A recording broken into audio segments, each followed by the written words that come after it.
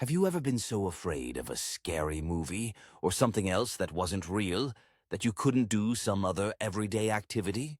Well, let me tell you, being afraid of your own life is much worse. Allie was real. She still is real, and this is the first time in years that I've even spoken, or in this case written, about her. I still think about her, don't get me wrong.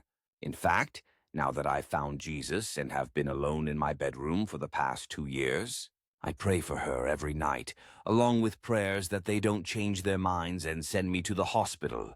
My name is Val, and I am 15 years old. My older sister's name is Allyssa, but her and I haven't spoken in a while now.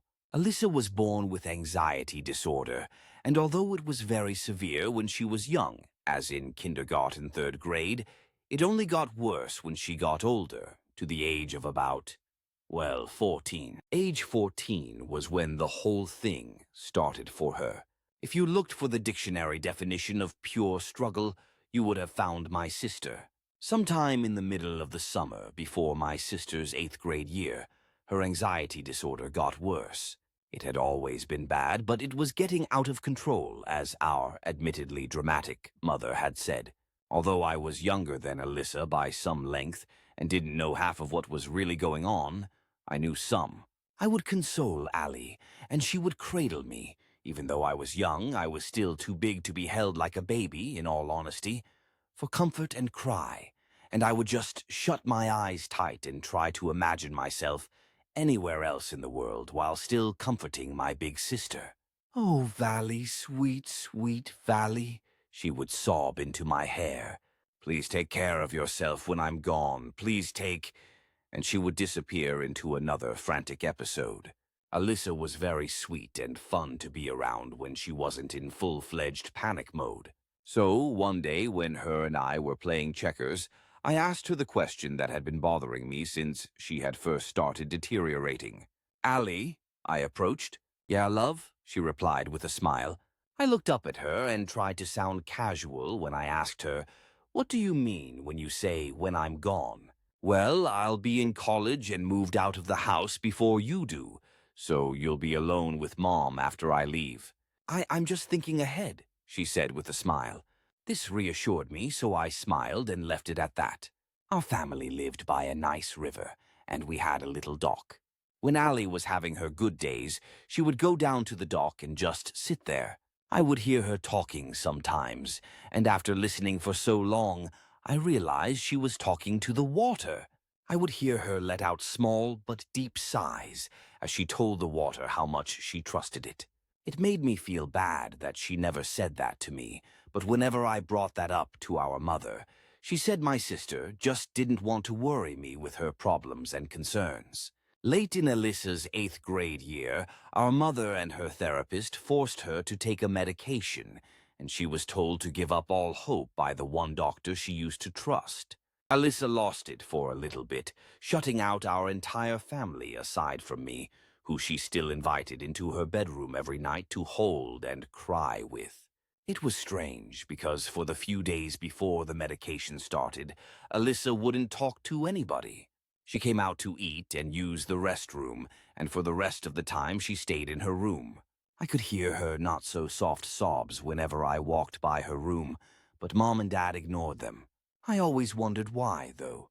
Life went on as usual for the rest of us, just no Allyssa. See, she would go to the river every once in a while with her friends, but we only saw her if we spied on her. The doctors said she could become depressed as one of the side effects of the medication, but she didn't until later on. The only side effect my sister really got and didn't lose was sleepiness, but she couldn't fall asleep at night. Allyssa was morally, and strongly at that, against medication, so when our father suggested melatonin, she somewhat quietly and all the way politely refused. Allyssa would be up in the middle of the night, sobbing, awake for a few hours in the day, and then take multiple naps in between her hours of consciousness. One thing had gotten better, though. Allyssa had started coming out to see us. I didn't know it at the time, none of us did, but this was her way of saying goodbye. A normal morning with Allie would be waking up at 8 o'clock and finding her in the living room on her laptop. Her cheeks would sometimes be stained from tears or dried mascara under her hollowed eyes. She would act happy, and if anyone asked if she was okay, she'd say she was.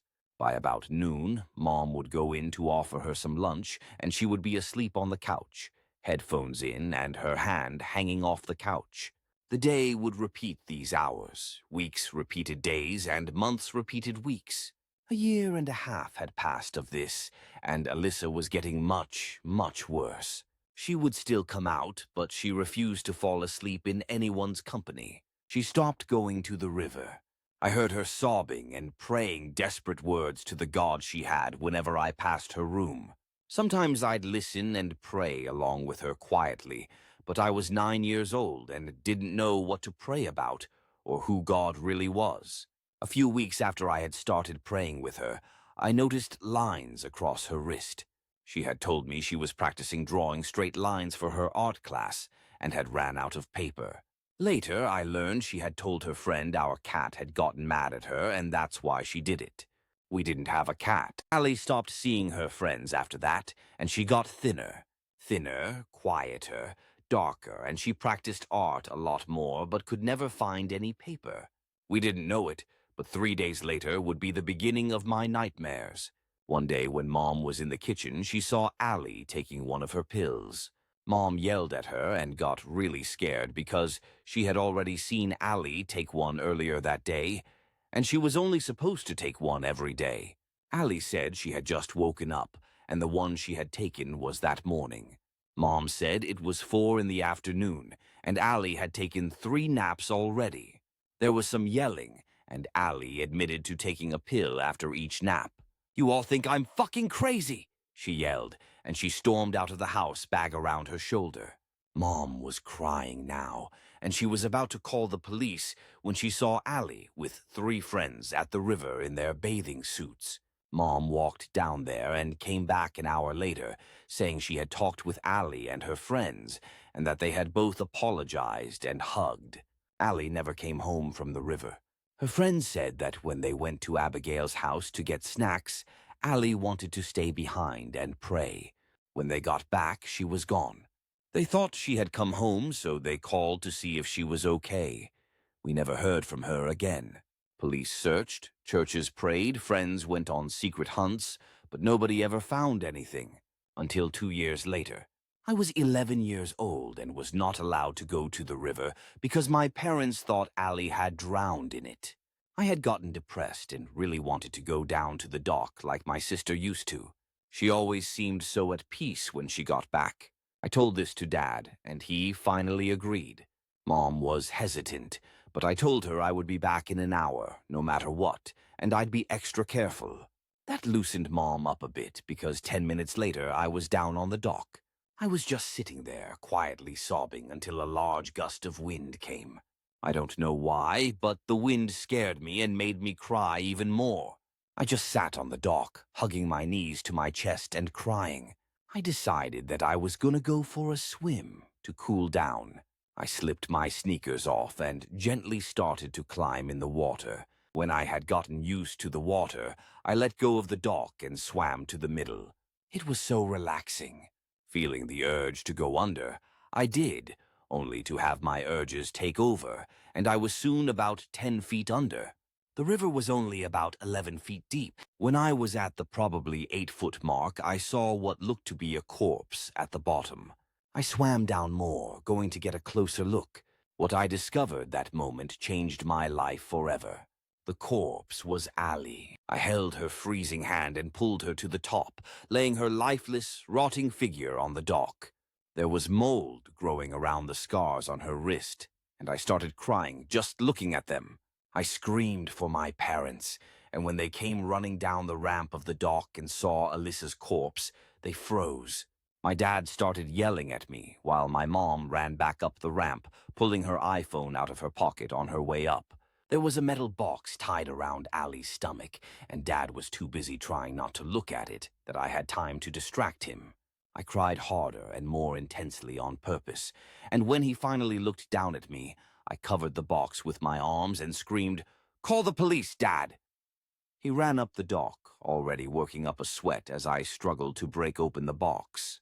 Inside, I found rocks, which was probably why she was weighted down, and something I didn't expect to find, a suicide note. Val, I'm so sorry to do this to you. It was the medication. I couldn't take it anymore. I couldn't take life anymore. I'm so sorry, baby girl. Please take care of yourself. I'm watching over you as best I can. Yours truly, your big sissy, Allyssa. Now 15 years old, I am diagnosed with severe anxiety disorder and minor PTSD. My father and I live alone in the city, far away from the river. My mother killed herself last year, and Dad and I pray each night.